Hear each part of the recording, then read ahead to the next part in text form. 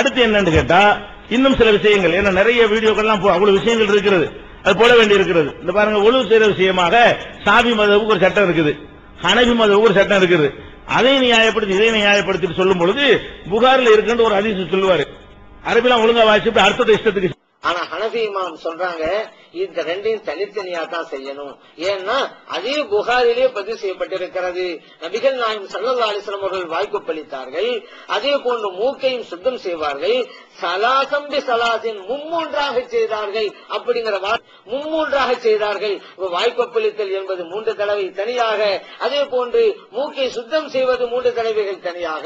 இந்த ஹதீஸின் அடிப்படையிலே இது தனித்தனியாக செய்ய வேண்டும் என்று ஹனஃபி இமாம் ரஹ்மத்துல்லாஹி அலைஹி அவர்கள் கூறுகிறார்.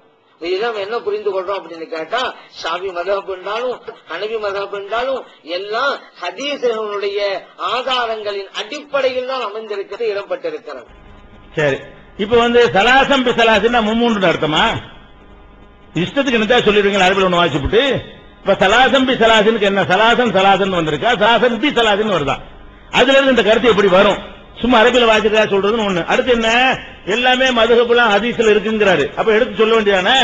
இப்போ நிறுவறாரு மதுஹபுல உள்ள எல்லாமே என்ன இருக்கு, அப்ப 20 வருஷ கற்பம், 4 வருஷ கற்பம், ஊமையை கெடுக்கிறது, சிறுபிள்ளையை கெடுக்கிறது, பணத்தோட சேர்றது, எல்லாத்துக்கும் ஆதாரத்தை காட்டுங்க ஹதீஸ்ல இருந்து.